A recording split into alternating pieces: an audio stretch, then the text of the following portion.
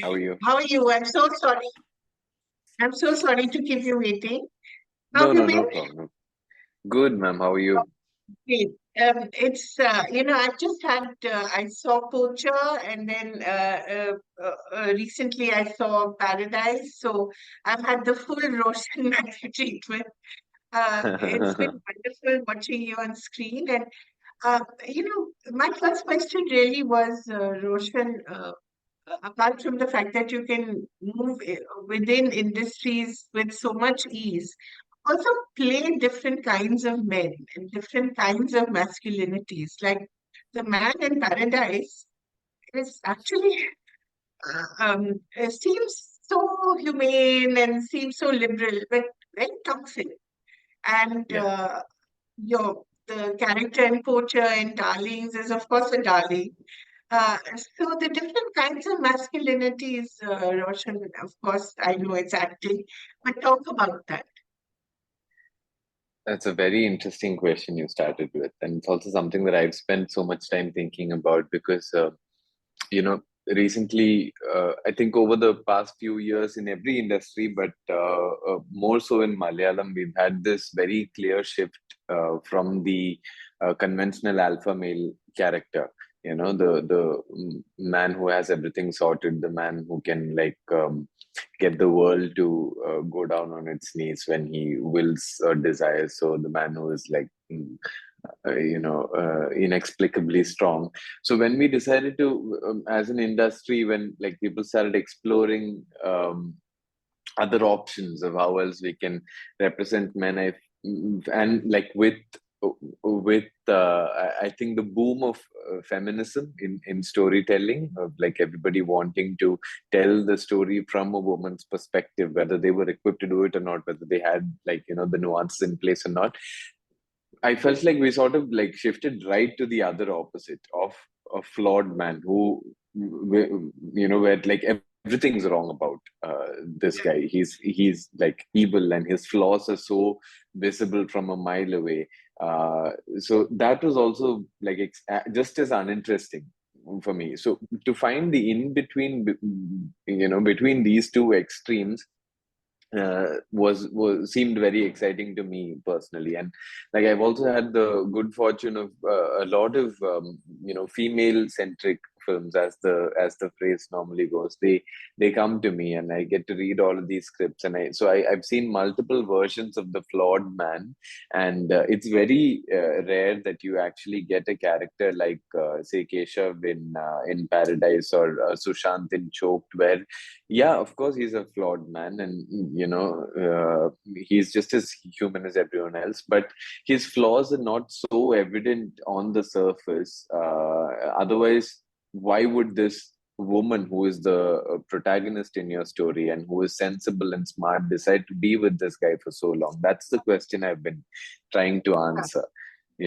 Of course, it's important, it's necessary for these characters to have their flaws, but it's also just as important for these flaws to be concealed in a way that even people closest to him don't see it at the first look, or even on a closer look. In the case of Keshav especially, my understanding of him is that, so he met Amrita 5 years ago.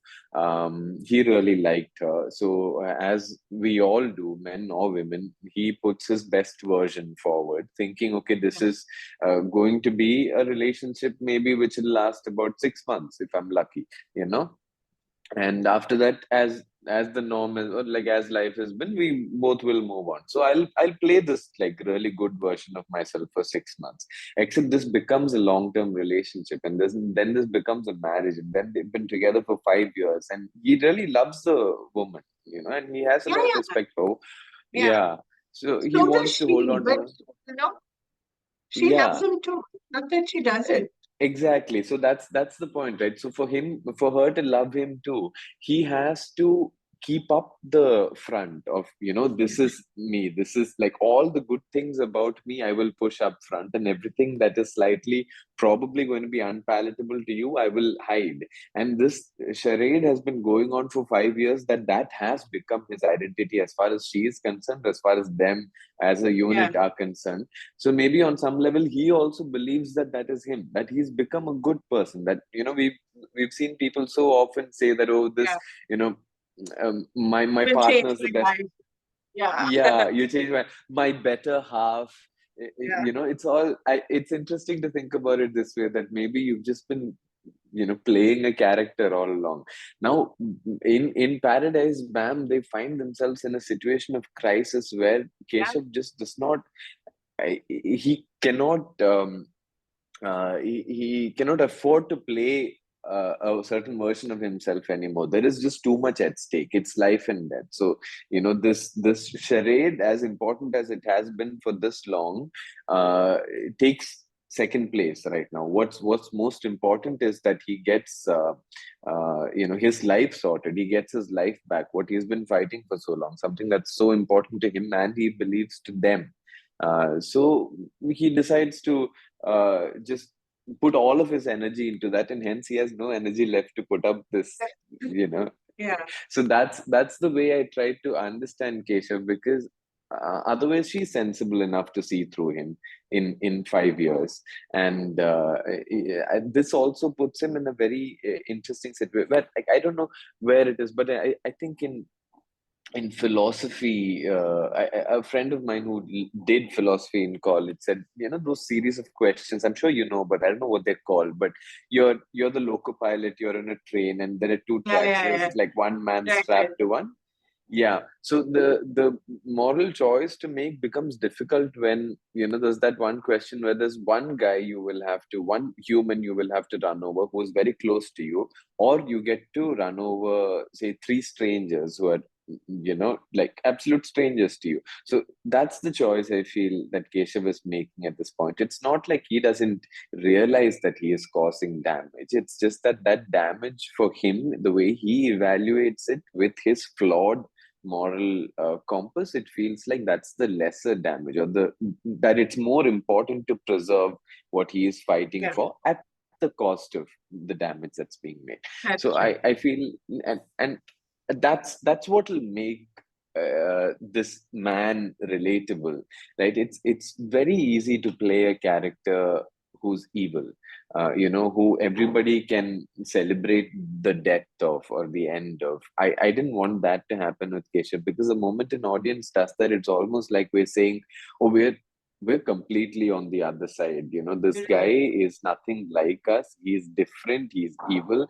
I'm so glad he was destroyed. Yeah. Except when you make that person relatable, when you get the audience to empathize with He that could be person. you. He could be Exactly. you. And what would you do in such a situation? That is the Exactly. biggest. And also, Roshan, in the background, you have the Ramayan playing as a metaphor. Yeah. What is good, what is evil? Was Ravan, evil? There was so Yeah. much good about him. Ram, the Yeah. ideal man. So there's that playing as well. So it's such a wonderful metaphor for what is going on in your lives as well. Prasanna has Yeah. done it beautifully. Yeah, and it's so interesting how where you are placed in the story, or the perspective from which you are looking at the story, basically fully influences your sense of what is right and Yeah, what is wrong. yeah, What are you fighting for? And I do personally, I don't even believe that someone's flawed moral compass is fully their fault. It is the education they've had. It is the people they've grown up with, positioning. the society they're in, everything. So anybody who walks out of Paradise saying, "Oh, Keshav was a bad guy," is lying. Yeah, Keshav could be you. yeah, Yeah. So that's what I said, Roshan, this wonderful array of men, I mean, you have to create, of course, you get a script and you have the director's vision, but you also have to create your own version of what his life must have been. And some of yeah, it is not necessarily on paper. So It's yeah, a leap of imagination. Choked again, for instance, that was the first time I have to say I saw you, and then I went back and looked at your other work. I was, so impressed. I don't normally watch Malayalam films, but now you have no choice. Better watch them if you want to know I'm the glad you best feel one so. goes.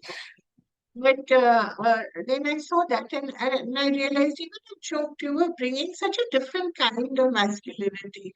This guy again is not bad. He really wants to help his wife, and he really wants to be a good father and a good husband. But he has his limitations, as do so many Yeah, of us. And does yeah, that make him bad?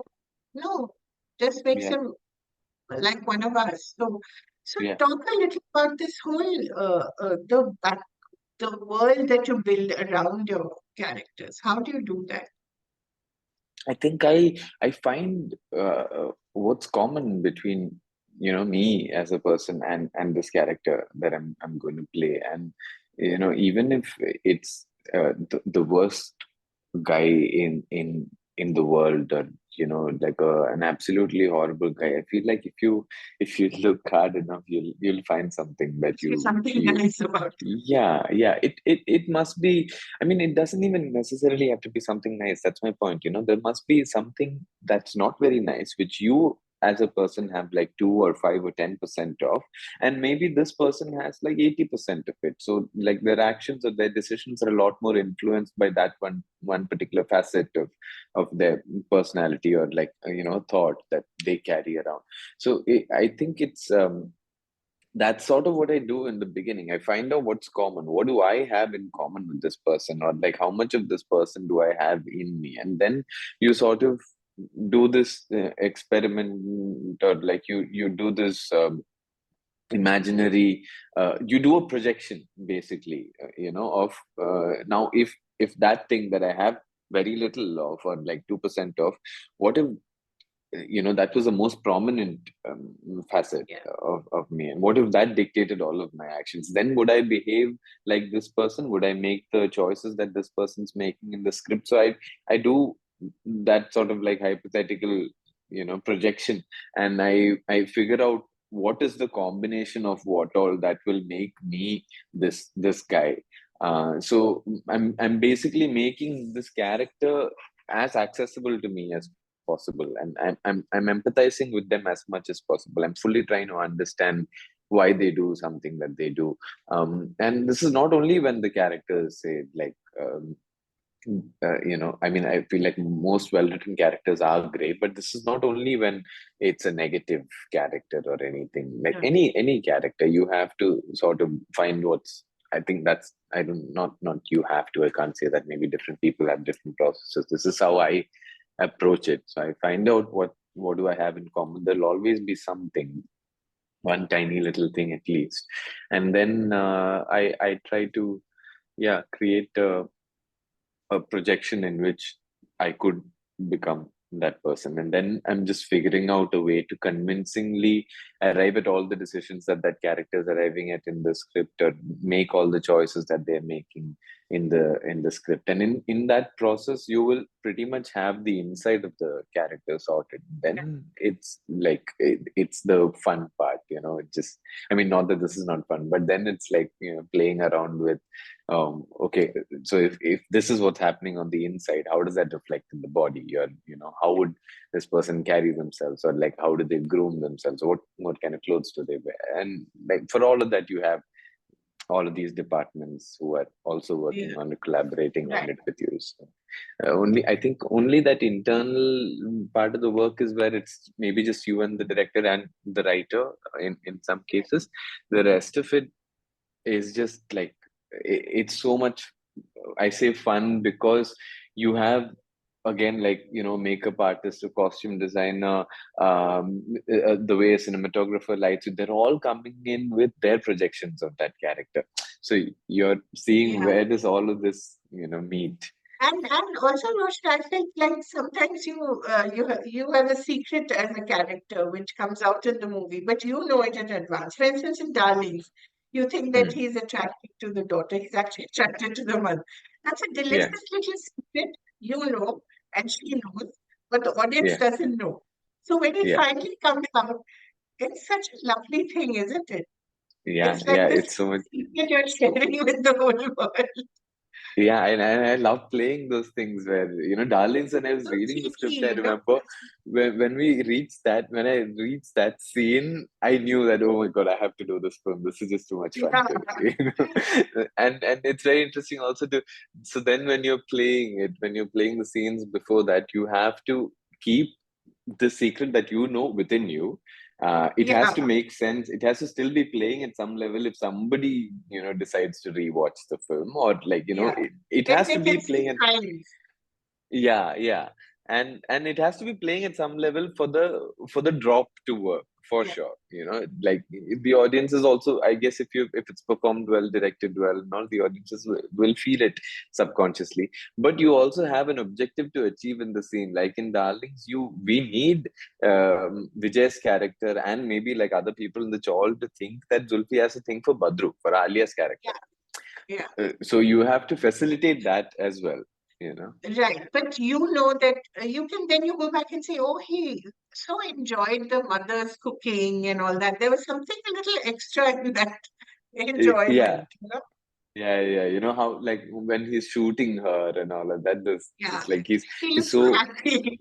yeah, he's like, how can anyone in the world say no to this? Because of course, what he's seeing, he's in love with. You know. So it's so delicious when you have things like that, isn't it? As an actor, it must be such a lovely thing. Yeah, I think well written characters and great co-actors and a good director. Uh, it's like when that combination comes together, everything's delicious. Everything's a Right. party. Roshan, also tell me because you work in the Malayalam film industry where I think everyone does 6 films a year, and I know you all work back to back and very efficiently, you know. How do you work within that industry so well, and then also within the Hindi film industry? Is there a difference in grammar and culture? I know it's an off-task question, but still, Yeah, no, because it's a very different rhythm, I think, in both industries. yeah. No, definitely there are differences. I've actually, it's been a question that's been asked many times, but I've always, I Yeah, think, struggled to articulate just exactly what it is, and that's probably also because each project is different anyway. It's all project to project. Even within Malayalam, I've had such varied experiences that in my head, when I zoom out and look at all of it, I don't see such a drastic difference between yeah. the projects I've done in Hindi, or say something like a Gitu Paradise. and Anurag, right? Their work, Gitu's work and Anurag's work must be a little similar, you know? Yeah, I mean, yeah, the I language is guess the only obviously. difference. Yeah, the language is different, culture is different, and I guess the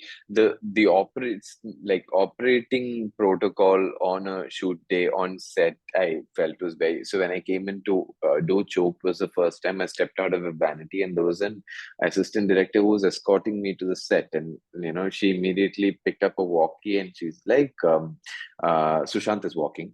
And I was like, oh my God, what is this military operation that we're going for? I've never seen something like this happen on a set. So those things that, But I what guess, would the it be supervision what would it be on a Malayalam set? on Malayalam Malayalam film? set, like on most Malayalam sets, what's happening, at least the films that I work where I enjoy being on set is I go into the vanity only to change, or when I need to do something specifically, that otherwise I'm always on set. And if there is a comfortable enough place to sit where we're not out in the sun, or it's not too crowded, with most of the actors are always out there, so they'll put up a chair once the shot is done, and these actors will be sitting together or like chilling with the director until the next shot is set up, and then we go and do that. We usually only go to the vanity between scenes. You never really go between shots. This is pretty much what I do when I do a Hindi film also. It's just what I'm used to, except when the location doesn't accommodate that. But yeah, I mean, in some really big Malayalam films, I'm sure there are like, a lot of ADs and crew members walking around with walkie-talkies, but I've not done those kind of films. I don't think I've There's a ever lot of worked in a. chatter. Yeah. sorry to interrupt, but there's been a lot of chatter about entourages, etc. of late. If you've noticed, people have been Hmm. talking about the cost of those entourages as well. But I feel Right. there's a certain simplicity that other industries bring sometimes, which perhaps is not Yeah. evident in the Hindi film industry. Yeah. I mean, in Malayalam, it's also, I think, the fact that we can't really afford that, we it is a there are only so many people as of now watching Malayalam films in theaters. I mean, even outside of Kerala, most people are watching it on OTT platforms. I don't know how many people are going to the theater unless it's a massive film that is, promoted as massively. So we're very realistic in our approach towards a budget, I believe, so that the industry remains sustainable, so Mm. that the work continues happening. And because it's always been an industry that's small, and interpersonal relationships are key here, like the most people, even the biggest of stars, don't really have managers. They have someone who will um, take phone calls for them and make arrangements for them, and hence, in that sense, the word manage their every day. But projects being pitched and like decisions being made are always done by the actors themselves, I because think actors. almost, yeah, every writer, every director, every producer has a direct line of communication with every actor in Malayalam, and all actors have that within themselves. I've gotten so many calls for projects where, Fahad's called me for Dhoomam. I didn't get a Dhoomam was produced by Humbale. It was directed by, Pawan, who's already an established director. But the first call I got was from Fahad saying, "Hey, listen, this like something that I think is interesting. I want to pitch it to you. Can you come?" So I read that message and I said, "Yeah, sure, I'm on my way." I didn't know if he was pitching it to me as a producer or as a co-actor, or is he planning to direct some. I have no idea. But like Pards called me for something, I'm sure it'll be interesting. So I go for it. So Oh, that continues, I think, here. So that we automatically bypass a lot of systems in that sense, where like communication channels are open. So you maybe don't sensible. need. Yeah, but I again, like, I don't know enough to just be claiming outright that the same system would be practical Yeah, in an industry as big as yeah. Bollywood, or even Telugu or Tamil for that matter. Mhm. It's something that's come, like, it's always been this way, and over there, there's always been other systems in Star place. Trek. Yeah. Yeah, And also, I love the way you stand up for each other. You know, you're always promoting each other's movies, and I think you were at the premiere of Undercurrent as well, which again is a yeah. brilliant movie. So I like that you're always supporting each other. You know, Oh, for Undercurrent, I also dubbed for one of the characters. So which one? I dubbed for the character Arjun Radhakrishnan played. Yeah. Wonderful, such a So wonderful movie. Christo, again, I think it's all friendships mostly, because when an interesting film comes out, all of us will go watch it anyway. And I mean, we love movies and we love watching them in the theater. So we're almost like first day, or at least by the opening weekend, we'll watch the film. Yes, So when there's an interesting movie that's come out, and like 9 out of 10 times, there will be some friends involved in the project. Just because of the industry being just as big as it is. And I've been here for about like 8 9 years now. My just first now film was I shot think. in 2015. So by now I've made enough friends that almost every interesting film Yeah, will have some of them working in it. So mostly we're more than happy to go for the premiere, because right. you get to watch the film, and Yeah, I like know. That's everything. always so lovely. Yeah, and I think that's the most beautiful part, because everyone's there primarily to watch the film. It's not to, be to appear at an event, or like, hey, I scratch your back, you to scratch my. There's nothing. It's to have to wear a particular outfit on the red carpet to whatever. yeah, That's not. it's none of that. I mean, like, pap culture and all sort of like mushrooming in Malayalam as well. So like. of late I've noticed that, oh my God, like there are a lot of cameras around. It's like there are a lot of people.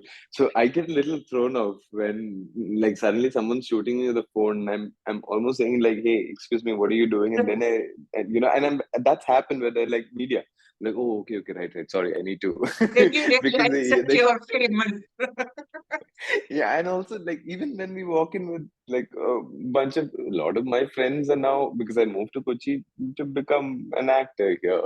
So a lot of my friends are from the film industry. So when we all go out somewhere, it's like everybody is being followed with some, bunch of Has cameras. the So it's airport culture come to Kochi? Not as yet.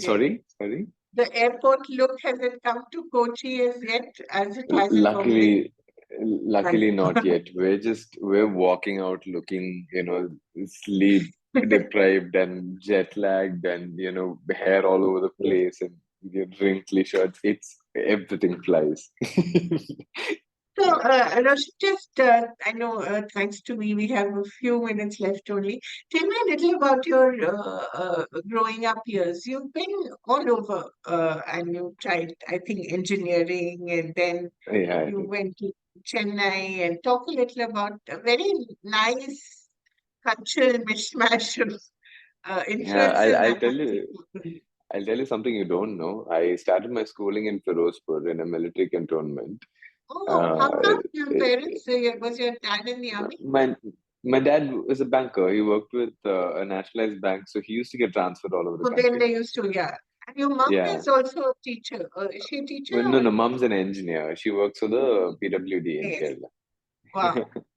Yeah, so at that point, when I started my schooling, we were in Punjab for like 3 years, and my mom was on a long leave, so she was taking care of my sister and me, and everything at home was all her. Dad was working at the bank, and yeah, my first 2 years of schooling were at a Kendriya Vidyalaya in a military cantonment in Firozpur, and Wow. then we got transferred. My sister's 4 years elder to me, so as she was reaching the more like serious grades, my dad requested for a transfer back to Kerala, and then we moved around quite a bit within Kerala. But after a point, mom and the two of us decided to stay back because my sister was also at that point very good at her studies, so they just like wanted What to. does she be now? She's an architect now. Oh, well, Yeah, in Kerala but or outside? in Kerala. She works in Kochi, and she's also like she has a firm, and she's also teaching at a bunch of architecture schools. Wow. Um, but yeah, at that point, she was gunning to be a doctor, so everybody was just like all about okay. So then we hung back in Kerala for a while. So I did the next 10 years of schooling at the same school in Pudupalli, which is in Kottayam district. After which, I was pretty clueless about what I had to do. And my mom was an engineer, dad was a banker, but dad was an absolute workaholic. So he used to come back home really late and really just tired. So I didn't want to do that. I wanted my mom's job because she seemed to be balancing everything so well. Like, okay, cool, That's I can because do it. she's a woman, you realize later.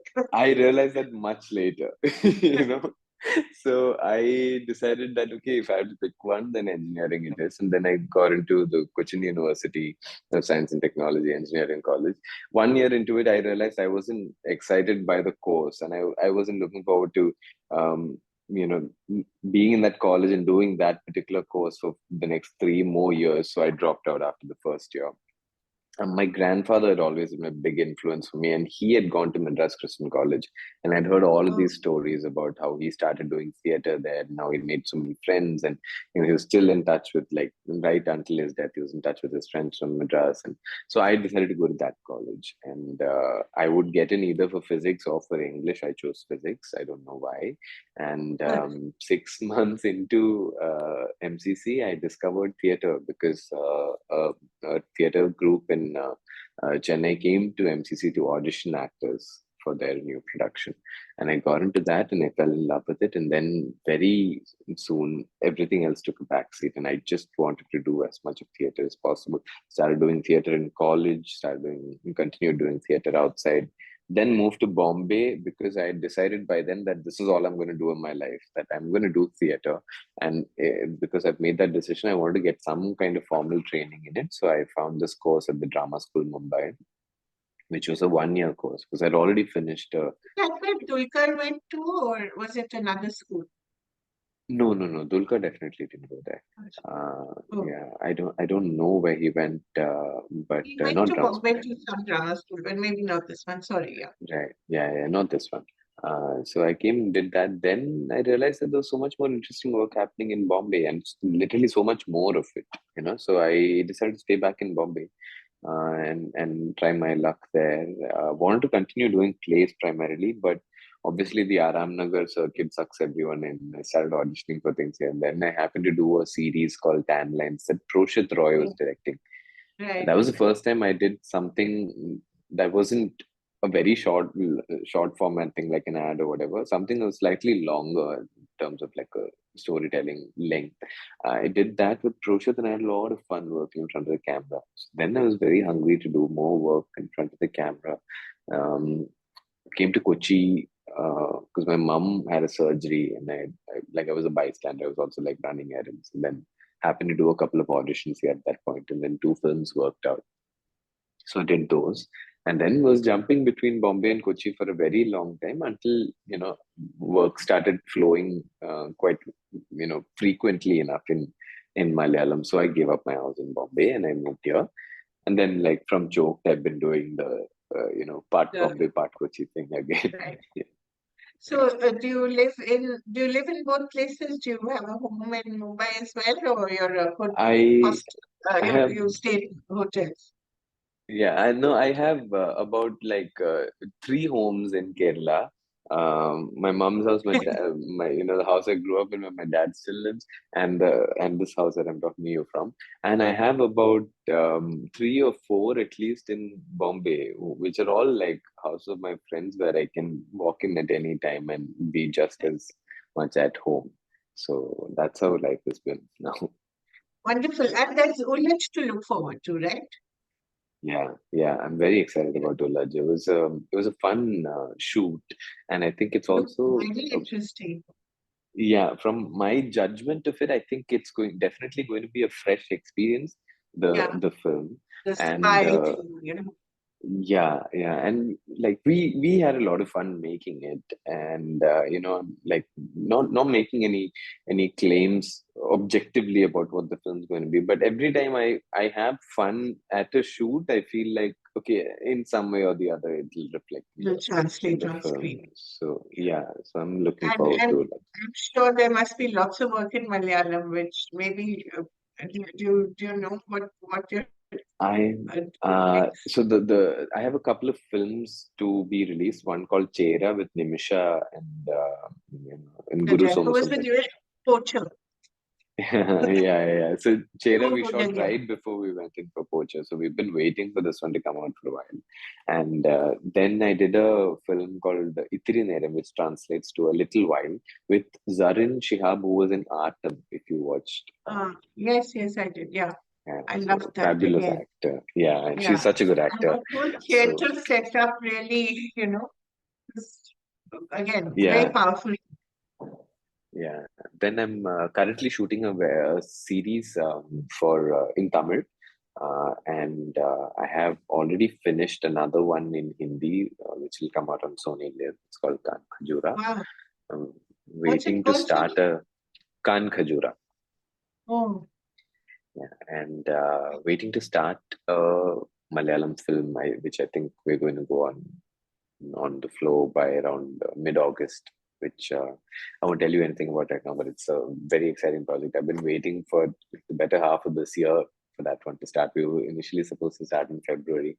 It's just been getting pushed and pushed, and I'm like very impatient and very excited about that one. wonderful, Roshan. It's so lovely to see the range of characters you play, and I love the energy that you bring. And the energy in every character is very different. Sometimes it's Thank very you. pleasing, sometimes it's a little menacing, sometimes it's just very cheery. So I think it's such a lovely range of characters, and the best part is you don't know what to expect, which I think is very good. And you've not allowed yourself to be stereotyped, which must be very difficult, I can imagine, because once an actor is successful, he just gets more and more of the same, right? Yeah, I mean, any actor can only do that when we're constantly being offered different kinds of characters. Yeah. So nobody can do it by themselves. Nobody can just Which decide also not to be. you have to, but you have to also say no to a lot of things which may be Yeah, familiar, yeah, right? So you have to do for that. sure. And it Yeah, takes a lot of strength. definitely. And it's not easy to say no, but that's something that I've learned over the last few years here, where I think right now I have full conviction that it is the right thing to do to say no to something rather than do it with even like a minor doubt in Yeah. your mind somewhere. And yeah, like I said, I've just been lucky that people are that all of these brilliant makers are actually offering me characters that are different enough from what I've done. That's where it begins, right? Otherwise an actor can't do anything. And I'm very uh, happy that you said that you feel the energy is different, because that's something that I Yeah. constantly strive for more than anything else. That's what's in our control, or that. Right. Yeah. And the other thing, Roshan, you're also sort of somewhat ethnically ambiguous, which is very good. You could be Yeah, yeah, could be Malayali, you could be Kannada, you could be, yeah, someone who lived in Bombay. You could be anything. That's very yeah, good. yeah. It's the nose, I tell you. That's very good. Right. Yeah, I'm very lucky. Yeah, You're very it's lucky. You inherited it, yeah, yeah. or It's my it's just mom's. lucky you. It's Wonderful. actually Thank you like a so much. very good combination of my mom's and my dad's. So it's yeah, and thanks to Lucky. them, I Genes are everything. Then you guess. have to put Yeah, in the hard work. Thank you so much. Thank you. It's been thank a you, pleasure, ma'am. Thank Roshan you, Mathew. I wish you all the best for the future as well. thank you. It's been lovely talking to you. Thank you very much. Thank you.